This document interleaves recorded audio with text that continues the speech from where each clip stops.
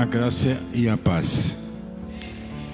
Esse jovem, a gente conheceu ele aqui em Bitinga, morou com a gente muito tempo, entregou sua vida para Cristo e hoje ele está fazendo trabalhos especiais no contexto evangélico brasileiro. Corajoso ele. Eu teria dificuldade de enfrentar o que ele tem enfrentado nesse mundo aí fora. Mas vamos abençoá-lo para que ele possa trazer uma palavra a respeito das suas atividades e que nós que ouvimos e vamos ouvir possamos abençoá-lo, porque ele precisa de muita ajuda espiritual e material. Meu Deus e meu Pai, em Teu nome queremos levantar a nossa voz para agradecer pela vida deste Teu servo, por aquilo que ele tem feito, com o objetivo de levantar o Evangelho no mundo em que vivemos, para a glória e honra do Teu nome. Abençoa a vida dele, a casa dele, a família dele. Eu te peço, no nome de Cristo, nosso bendito e eterno Salvador. Amém. Só que a hora vai, né, Ivens? A hora vai correndo e a gente não tem muito problema com o horário, mas tem gente que tem. E aí fica olhando no relógio, uma vez, 2 vezes, 10 vezes, né? E aí tira aquela bênção de ouvir e de receber a palavra. Que Deus nos ajude, que Ele seja grandemente abençoado na entrega da palavra e que nós estejamos frente a frente para ouvi-lo no nome do Senhor. Amém. Boa noite a todos. Agora não sei se eu fico aqui ou vou para lá. O que você acha? Melhor é lá, né? Esteticamente falando. Tá, para filmar. Glória a Deus. Amém. Para mim é um privilégio muito grande, uma honra estar aqui com vocês, onde tudo começou. Não era esse templo, né? Evidentemente. Mas alguns aqui vão lembrar daquela época, né? Sobretudo, claro, o pastor Antenor, a irmã Maria, né? Marçal, Lurdinha, alguns, principalmente a minha mãe, né? Lógico. Porque foi há 32 anos atrás que eu entrei pela primeira vez nessa igreja. E entrei para o reino do céu para nunca mais sair. E eu quero dizer para vocês que eu era ateu, mas eu era ateu mesmo. Não é ateu de boca para fora, porque acha que é modismo falar que é ateu. Eu era ateu estudioso, né? Então eu estudava as religiões e tudo, lia os ateístas. E aí nessa condição é que um dia eu vim nessa igreja. Na verdade eu vim desafiado, porque eu não iria entrar numa igreja evangélica para escutar o evangelho, né? Deus, falar de Deus, essas coisas. Mas eu fui desafiado de certa forma a estar aqui naquela noite. E é uma noite que marcou, não somente porque eu entreguei minha vida a Jesus. E eu digo que eu entreguei minha vida a Jesus, eu não aceitei Jesus. Nada contra quem usa esse termo. Você sabe, né, o que significa aceitar Jesus. Mas no meu caso, não era aceitar Jesus. Era entregar minha vida a Jesus. E essa noite marcou o início da minha vida, foi o meu novo nascimento. Eu não aceitei Jesus. Eu não me tornei evangélico, batista. Eu nasci de novo. E eu não tive um processo de gestação espiritual no sentido de estar alguém me evangelizando e falando, aí eu ia pensando, pode ser, quem sabe, minha vida está errada. Não. Eu recusava veementemente, não tinha como alguém falar de Jesus para mim. Tanto é que, quando a minha mãe se tornou crente, ela sabe o que aconteceu, né? Eu fui quebrando tudo dentro de casa, eu estava endemoniado. quebrei tudo. Aí fui morar, não podia morar com ela. Aí fui morar numa outra casa separada. Porque não podia suportar e para mim era muito difícil ter agora mãe crente, ainda por cima. Mas olha que coisa interessante, irmãos. Comigo pelo menos acontece assim, tudo com data, hora marcado, específico, é uma coisa impressionante. Eu nasci, o meu nascimento físico foi no dia 25 de agosto. Ou seja, para quem não lembra aí, né? Mas 25 de agosto é dia do soldado. E eu nasci no dia 25 de agosto. Eu podia ter nascido, deveria, aliás, ter nascido mais para frente. Minha mãe, né, não esperava que eu nascesse naquele dia, né, não era para aquele momento, para aquele mês. Mas Deus quis que eu nascesse no dia 25 de agosto, dia do soldado. Você não faz ideia por quê? Nem eu fazia ideia. Do ano de 64. 64, já entreguei agora quantos anos eu tenho, né? Mas 64 foi o ano o quê? Do golpe militar, né? Então Deus caprichou. Eu nasci no dia 25 de agosto. Carrego no meu nome o Luiz, em homenagem ao Luiz Alves de Lima e Silva, conhecido como Duque de Caxias, que é o patrono do exército. Também o ano de 64, que foi o ano do golpe militar. E fui nessa igreja no dia 7 de setembro. Olha só como é incrível isso, irmãos. Eu nasci no dia do soldado e nasci de novo numa data também que tem uma importância histórica tremenda, que foi no dia 7 de setembro.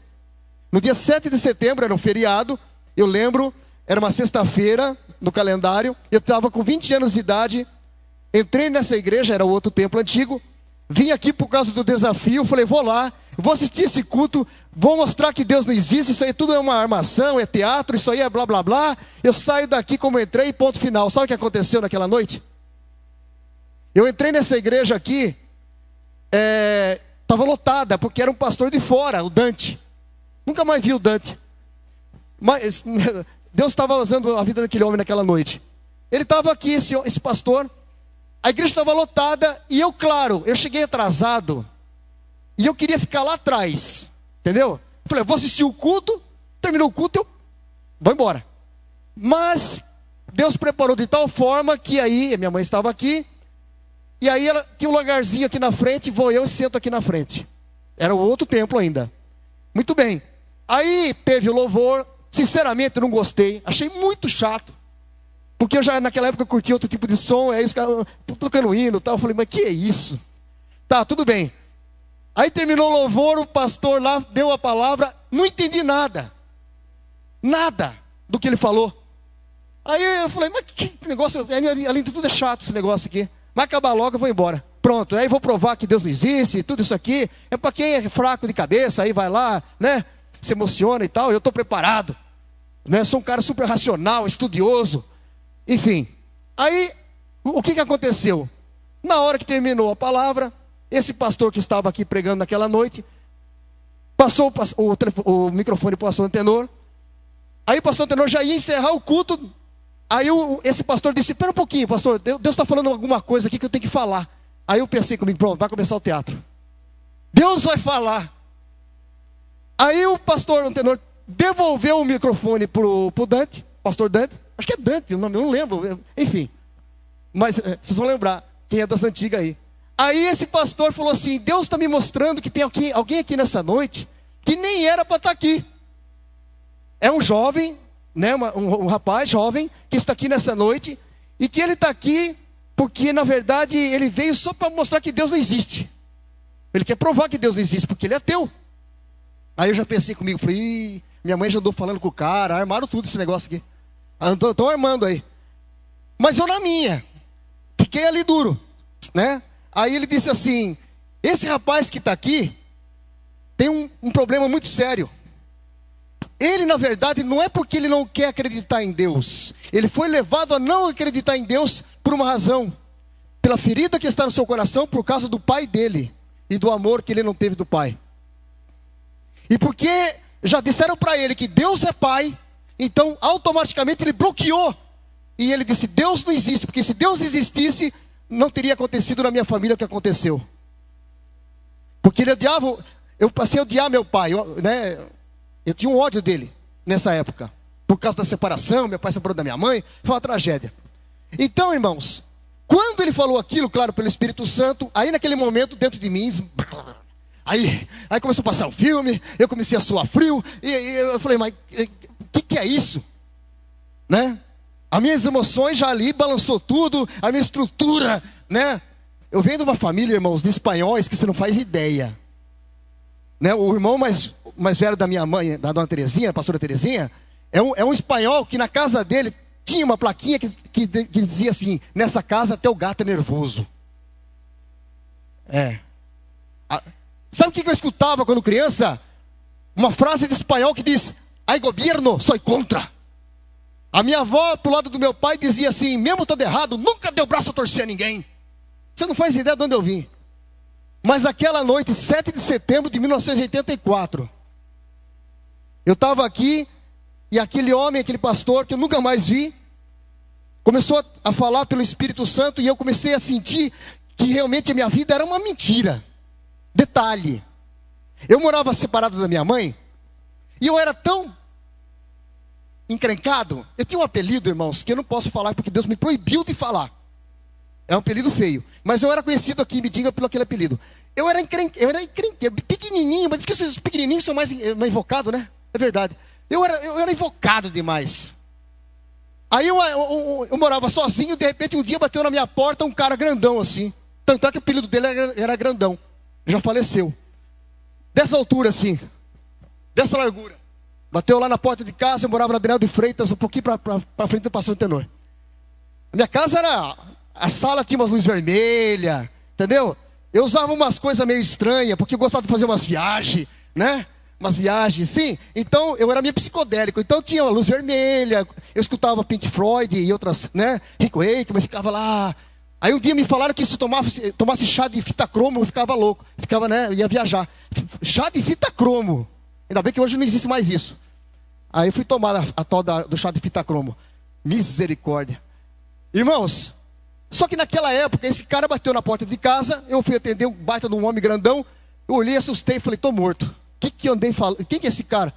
Aí ele falou, você que é o fulaninho de tal? Tem o apelido.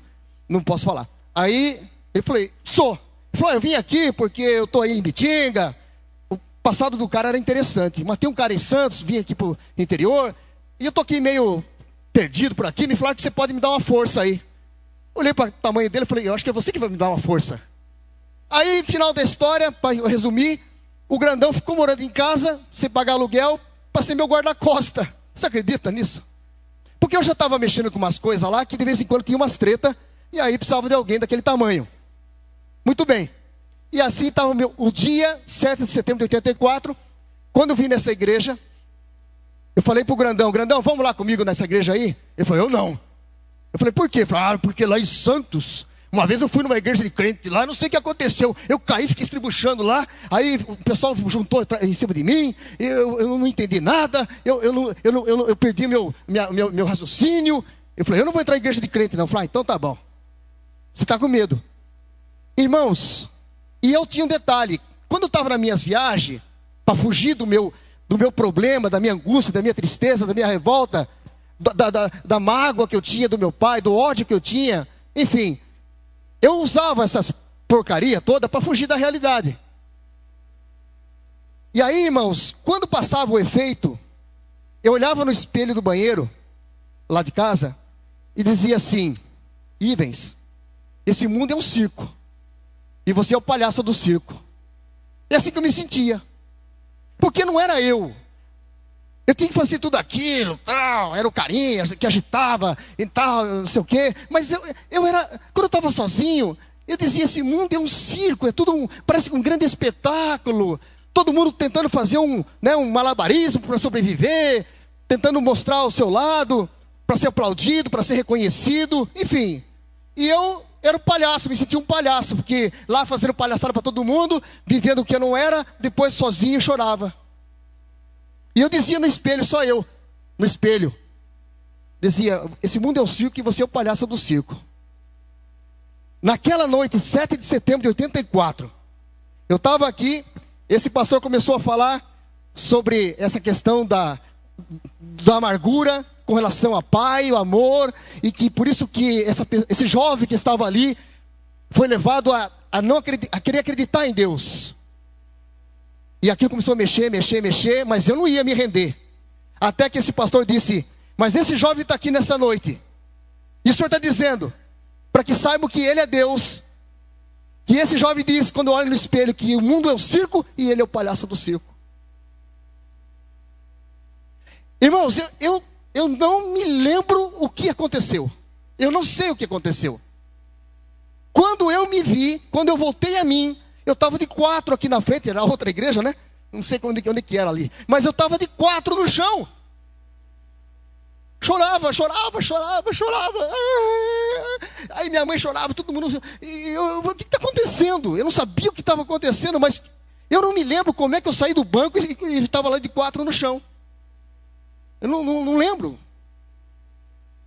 E aí o pastor falou de uma oração, para repetir uma oração, e eu não repeti oração nenhuma. A única coisa que eu lembro que eu falei, Deus, se você então existe, e eu agora vou falar o quê? Se estou aqui de 4. Acabou tudo, né? Desmoronou o ego, o orgulho foi para o espaço. Eu falei, Deus, olha. Irmãos, tudo bem, você pode até falar besteira, mas seja sincero com Deus.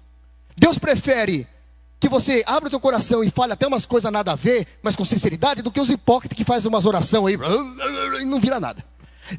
Eu estava aprendendo, não sabia de nada, mas eu falei assim para Deus, Deus, eu passei anos querendo provar, e para mim você já não existia, agora estou aqui, eu de 4, diante, não sei, mas se você é o que dizem que é, e se você existe, olha o que eu falei para ele, eu falei, vou te dar uma chance.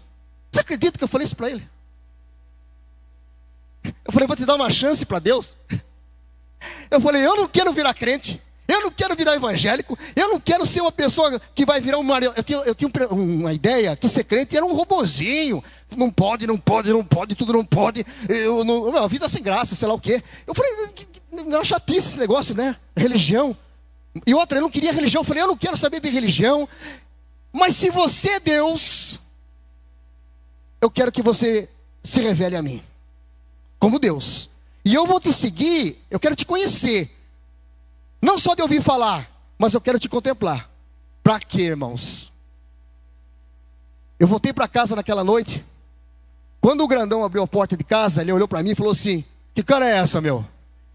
Eu falei, como assim que cara é essa? Olha no espelho. Eu falei, não, esse negócio de espelho não funciona. Não, olha no espelho.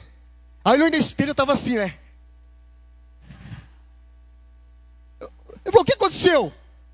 Eu falei, ele existe. Eu falei, quem existe? Eu falei, Deus. Aí ele olhou e falou assim, o que você andou usando? Eu falei, não, tô de boa, tô de cara, meu, não usei nada. Aliás, aí olha só, irmãos, eu tinha um barzinho, eu era evocado. Eu tinha um barzinho em casa, só tinha Ballantines, cavalinho branco, vodka importada. Eu não bebia qualquer coisa. Aí eu fui lá, comecei a abrir as garrafas e despejar na pia.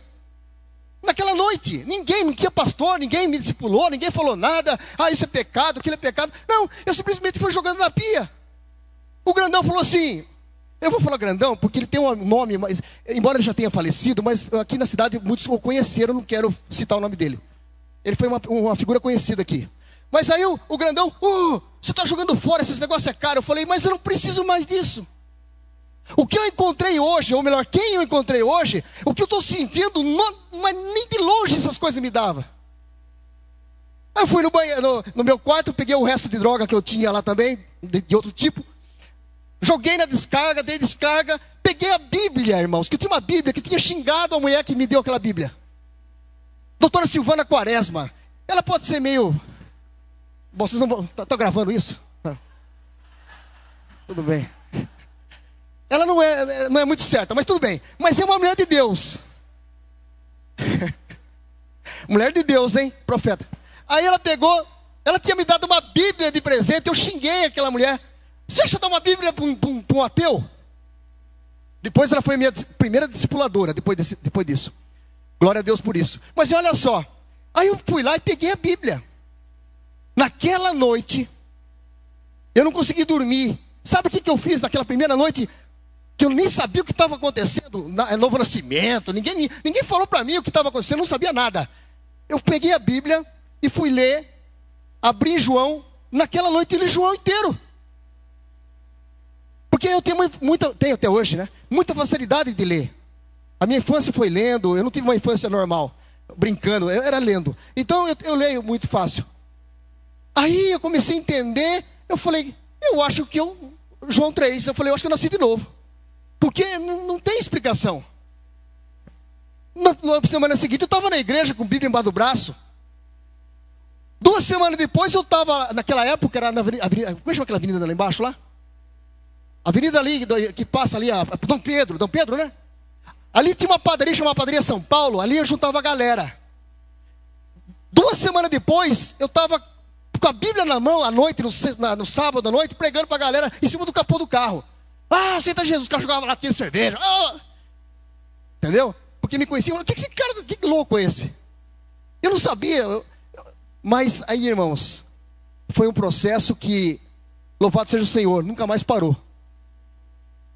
E naquela época, a gente, como eu falei, a gente não buscava a Deus por bênçãos.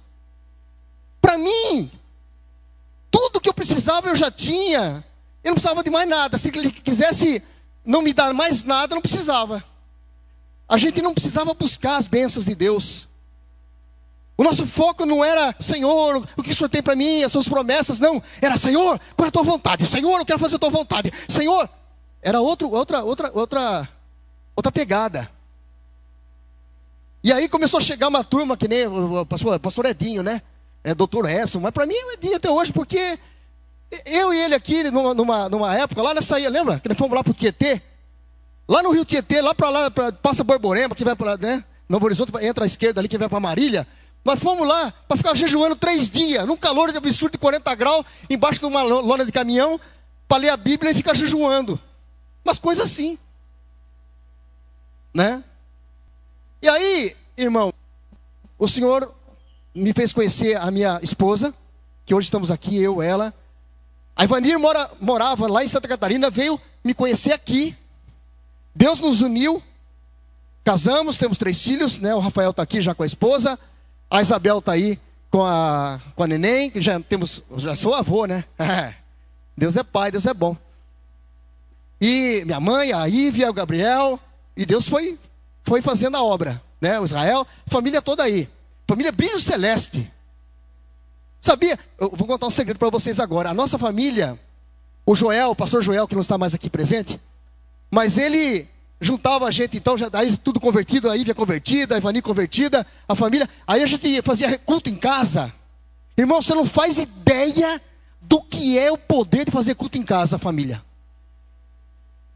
Eu sei que muitos já sabem disso, mas não pratica. Esse é o problema nosso, a gente ouve e não pratica. Faça culto doméstico, faça culto no lar. Junta os filhos, né? Ora na hora dos alimentos, agradece a Deus, desde pequeno, enfim. E a gente fazia o culto lá, e a gente cantava um hino que chamava Brilho Celeste. Você lembra disso? Alguém sabe o que eu estou falando aqui? Brilho celeste, enche a minha alma, glória de Deus.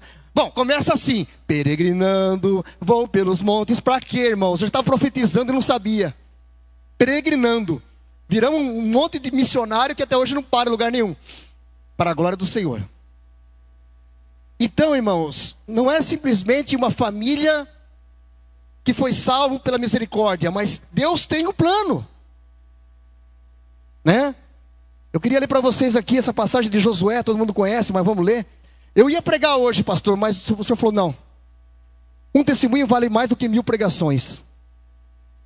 Porque aqui, irmãos, nesse lugar existe uma unção, existe um canal aberto, céus e terra nesse lugar. Pode falar o que quiser, mas não adianta, irmãos. O que Deus estabeleceu, ninguém mexe. Essa igreja, ela tem uma história com Deus. E eu estou aqui para dizer que eu faço parte dessa história e ainda tem muito para acontecer. Josué no capítulo 24, versículo 14. E aí nós começamos a receber aquela palavra e foi batizado a família como família Brilho Celeste, por causa do hino. Até hoje a gente lembra. E Deus usou a vida do irmão Joel, do pastor Joel. Essa família já foi para Santa Catarina atrás de mim lá. Quer dizer, Deus enviou, né? Já tivemos trabalhando com algumas denominações, aprendendo a conhecer de uma forma mais geral o reino de Deus, como funciona aí. Mas estamos aqui para dizer que Deus tem um propósito na tua vida. E se você não começar agora a colocar em prática isso, lá na frente, você não adianta querer chorar o leite derramado. Então, a palavra do Senhor diz aqui: agora, pois, temei ao Senhor. E o princípio do temor ao Senhor, qual que é? A sabedoria. E sabedoria não é conhecimento, é aquilo que vem do Espírito Santo, de você conhecer quem é Ele, e não somente a respeito dEle, de uma teologia no papel, tá? Agora, pois, temei ao Senhor e serviu com integridade, corpo, alma e espírito entregue totalmente ao Senhor. Não é simplesmente vir ao culto de domingo, né, porque eu tenho que cumprir com a minha obrigação. Isso é religião, pelo amor de Deus, meu, sai dessa. Deus me mostrou isso no primeiro dia. Não é religião, é ser meu filho e viver no meu reino. Amém? Então, a pessoa fala assim: ah, eu era católico, eu era espírita, agora eu virei evangélico. Eu já fico até assustado. Eu falei: não entendeu nada. Como assim? Virou crente, virou evangélico? Irmãos, não é uma religião que você está abraçando ou que você decidiu mudar, porque disseram que se você não tiver nesse meio, você vai para o inferno. Não. Irmão, Jesus não é passaporte para ir para o céu. Trata-se de você receber o maior milagre de todos, que é a vida eterna, daqueles que o Senhor escolheu. O Espírito Santo veio, te faz nascer de novo, torna filho dele, para viver com o Pai, com o Filho, pelo Espírito Santo, dentro da casa do Pai, no reino do céu na terra. É outra visão, não tem nada a ver. Não é simplesmente cumprir com certas obrigações, né? Ah, vou dar o dízimo, porque se não der o dízimo, o devorador vai me pegar. Tem gente por aí que dá o dízimo por medo, né? É como se Deus tivesse um pitbull com o nome de devorador, né? Na coleira assim, segurando. Aí o cara não dá o dízimo, ele solta, pega! Aí o cara, já pensou? Irmãos, é conhecer os princípios de Deus. E Ele não pede nada por simplesmente você: eu sou Deus, eu mando aqui. Não interessa se você vai entender ou não, você tem que fazer e pronto, final. Não, irmãos. O Pai, o meu Pai e o teu Pai, Ele tem o maior prazer de conversar com você, de esclarecer tudo, de explicar. Então não perca tempo em tudo que você possa fazer nessa vida, deixando de lado o principal, que é ter com o teu Pai, com o teu Deus, um relacionamento que vale a pena. Amém? Então, orar é você pedir coisa para Deus? Tudo bem, para quem está começando agora, sim. Mas que a tua oração venha a ser um diálogo com o Pai, onde você vai passar mais tempo, não pedindo alguma coisa, mas simplesmente dizendo: Pai, eu quero te conhecer. Eu quero entender a tua palavra, mas a tua palavra, letra mata, o Espírito vivifica. Revela o que o Senhor quis dizer com isso que foi escrito aqui. Aí é com Ele. Amém? Então veja bem: integridade com fidelidade. Deitai fora os deuses aos quais serviram vossos pais da além do Eufrates e no Egito, e servi ao Senhor. Porém, se vos parece mal servir ao Senhor, escolhei hoje a quem servais: se aos deuses a quem serviram vossos pais, que estavam da além do Eufrates, ou aos deuses dos amorreus, em cuja terra habitais. Agora, entenda uma coisa, e eu digo: eu e minha casa serviremos ao Senhor. E está aqui a prova disso. A minha mãe, a pastora Terezinha, para acontecer aquilo que aconteceu no dia 7 de setembro de 84, ela 4 anos antes começou a orar. Aí tinha uma turma aqui, das irmãs da oração, algumas aqui, tá vendo? Irmã Sara, né? Como é a outra? Esqueci o nome da... A Sara eu lembro muito bem. A irmã Tica. Essas mulheres, irmãos, quando começa a clamar, e hoje deve ter também, né? Tem que ter. Irmãos, orando, Senhor, salva meu filho, salva minha família. Não desista nunca. Nunca diga, não, esse não tem jeito. Isso aí, eu não tinha jeito. E olha o estrago que está sendo feito no inferno hoje. Louvado seja o Senhor por causa da minha vida. Daqui a pouco eu vou falar um pouquinho da Coreia do Norte. Mas é isso, irmãos. Eu e minha casa serviremos ao Senhor. E aí veio eu, agora a minha esposa, temos 3 filhos. Louvado seja o Senhor, os 3 estão servindo ao Senhor. Porque é uma promessa, irmãos. É você crer. E crer não é somente esperar que aconteça. A palavra diz que crer é você já ver isso acontecendo. Creia. Amém? E aí começou o processo. A gente casou no ano de 86. Fizemos 31 anos agora de casado. Em janeiro, o pastor Antenor foi lá em Florianópolis para fazer o casamento. Você acredita? Esse homem aí é uma honra. Aí foi lá fazer o nosso casamento. Beleza. Aí, logo em seguida, a gente louco para fazer a obra de Deus. Chega aí uma outra também, né? Essa turma aqui de Deus não bate bem mesmo. São tudo meio, né? São as coisas loucas do mundo, diz a palavra, né? 1 de Coríntios. Aí chega a Dirce, conhece a Dirce? A Dirce chega aqui um pouquinho antes e fala assim, ó, vamos abrir uma base de missionária lá na Bolívia, em La Paz, da Jocum. Quem quer ir? Pronto, para quê? Aí o pastor Antenor já coçou a sobrancelha. Quando ele começa a coçar a sobrancelha, você fica ligado, hein? Quando ele dá uma coçada na sobrancelha, aí o negócio pega. Quando você vai falando, ele fica assim, ó. Aí se prepara. Aí fui falar para ele, ó pastor, nós acho que nós vamos para Jocum. Ele começou a coçar a sobrancelha. Aí vem eu, a minha esposa, recém-casado, né? A Silvana, doutora Silvana, e a Sueli, do Efraim. Nós 4. O pastor Antenor abençoou, fomos para a Bolívia. Eu, recém-casado, né?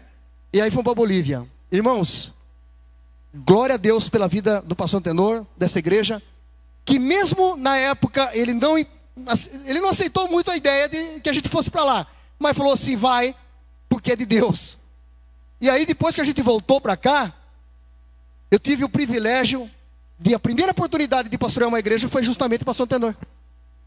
Ele pega né, sem conhecimento assim, né, na prática de pastorear. Ele falou, você quer ir para Borborema? Cuidar da igreja lá? Aí nós fomos.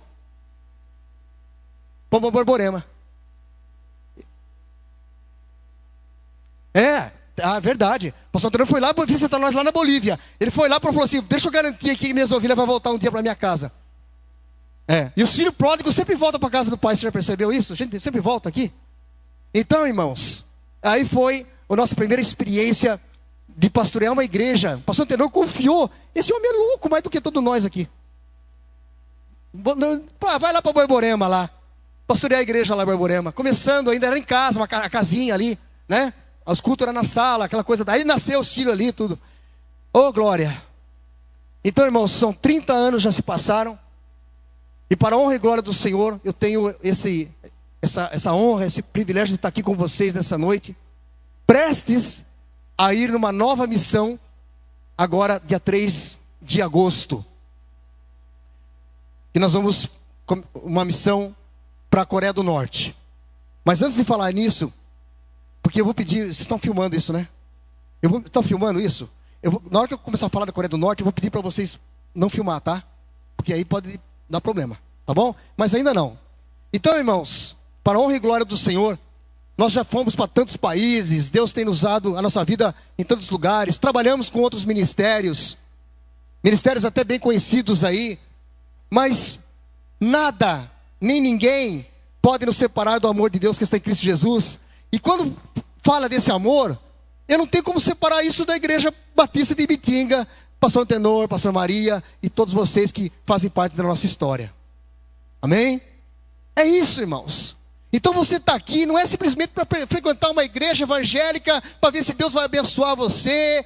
Não, entenda, você está no meio de uma família, e essa família é a família de Deus, e isso aqui é um pedaço do reino do céu. E se Deus trouxe você para dentro desse reino, Não é simplesmente para você frequentar e fazer algumas coisas. É para você viver como filho amado e poder realizar aquilo que tem para a tua vida. Amém? Porque Deus não faz acepção de pessoas. Eu não sou melhor do que você. Não sou melhor do que ninguém aqui, irmãos. É que aquilo que nós ouvimos desde o princípio é que nós fomos escolhidos para viver para Ele. Dele, por Ele, para Ele são todas as coisas. Eu não vivo mais para mim, eu não tenho lógica querendo que Deus só me abençoe naquilo que eu quero fazer ou acontecer na minha vida, os meus projetos. Não, eu coloquei tudo isso no altar e falei, Senhor, o que o Senhor quer para mim? Você sabe qual era a minha profissão nessa época? Que também foi o pastor Tenor que me arrumou a profissão. Esse homem cuida de tudo. Ele arrumou para mim para aprender a ser relojoeiro. Lembra disso? Eu fui relojoeiro, irmãos, com um cara que é bom aqui, hein, na cidade. Um relojoeiro das antigas. O nome dele é João Batista Mendes. Aí o pastor Tenor falou, ô João, tem um rapaz aí que tem alguns problemas aí, você não quer dar uma força para ele aprender a ser relojoeiro? Até isso eu fui aprender a ser relojoeiro. E aí, irmãos, depois que eu entreguei minha vida a Jesus, um dia eu estava lá, fui dormir, e aí eu tive um sonho. No sonho, eu vi um monte de reloginho, que tinha boquinha, olhinhos, bracinho e perninhas, e os relógios vinham na minha direção, né? E eu acordei assustado, suando, eu falei, meu Deus, estou ficando louco com o negócio de relógio. O João tem relojoaria até hoje lá. Depois, se alguém conhece ele, fala assim, teve um cara aí que deu testemunho na igreja, falou do teu nome, o Ivens, os 6 dedos. Ele trabalhou comigo, aprendeu a consertar relógio comigo. Bom, que Deus, né, vai salvar ele, tem uma promessa ali. Agora, eu lembro, o pastor Tenor não vai lembrar disso, porque é tanto tempo e tanta gente. Eu falei para ele assim, pastor, eu tive um sonho muito esquisito. O que foi? Eu falei, eu sonhei, eu tive um pesadelo, os reloginhos, vinha tudo para mim assim, e eu acordei assustado. Sabe o que ele falou? Ele disse assim, pode ser que Deus queira falar algo com você. Você não está entendendo. Eu falei, mas como assim? Ele falou, vamos fazer o seguinte, vamos orar. Se for de Deus, você vai ter o mesmo sonho de novo. Mas isso não acontece. Ele orou. Na outra noite seguinte, eu tive o mesmo sonho. Os reloginhos vindo na minha direção. Aí uma voz, porque eu já tinha orado antes, né? Falei, Senhor, se for de ti, você vai falar comigo. Aí uma voz falou comigo, você aprendeu a consertar relógio. Eu vou usar você para consertar gente. Pessoas. E aí eu entendi o recado. E aí falou, bom, então é para obra mesmo. Vamos. Eu não vou fazer faculdade, não era o caso, mas, né? Nada contra. Se Deus chamou você para fazer, tem que ser fazer mesmo. É a vontade dele. No meu caso, a gente falou, vamos para a obra e estamos aí até hoje. Amém? Glória a Deus. Irmãos, último versículo aqui. Atos.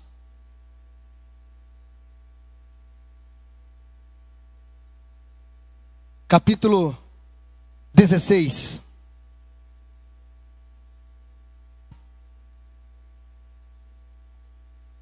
Versículo 25. Atos 16, versículo 25.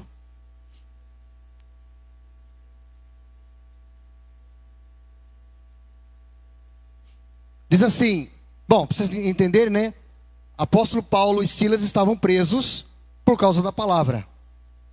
Mas eles não estavam lá lamentando e chorando. Ai, Senhor, por que essa situação? Sou teu servo, por que acontece isso? Não. Olha o que diz aqui. Por volta da meia-noite, Paulo e Silas oravam e cantavam louvores a Deus. E os demais companheiros da prisão escutavam, dizendo, esses caras são loucos, né? Estão presos, vão ser mortos e ainda ficam cantando e louvando a Deus. E a prisão naquela época não é que nem hoje ainda que tem tudo, né? Os direitos humanos vão lá para ver se tem comida, tem tudo certinho, não. Isso aqui era uma outra realidade. De repente, sobreveio tamanho terremoto que sacudiu os alicerces da prisão, abrindo todas as portas e soltaram-se as cadeias de todos. A oração que eu vou fazer por vocês aqui daqui a pouco é para que as portas sejam abertas e se soltem todas as amarras ou grilhões espirituais que estão prendendo a tua vida. Para que você possa voar com asas como águia e não ser mais passarinho de gaiola. você vai voar, irmãos. Talvez não literalmente no sentido de pegar um avião e ir para outras nações como a gente faz, mas no espírito você pode ir a todas as nações. Ou no espírito, em intercessão, você vai poder ligar céus e terra. Amém? Mas o povo precisa ser liberto. Então diz aqui que o carcereiro despertou do sono e vendo abertas as portas do cárcere, puxando da espada, ia se matar, supondo que os presos tivessem fugido. Mas Paulo bradou em alta voz, dizendo: não te faças mal nenhum, porque todos estamos aqui. Então o carcereiro, tendo pedido uma luz, entrou precipitadamente e trêmulo prostrou-se diante de Paulo e Silas. E depois, trazendo-os para fora, disse: senhores, que devo fazer para que seja salvo? Respondeu-lhe: crê no Senhor Jesus e será salvo tu e tua casa.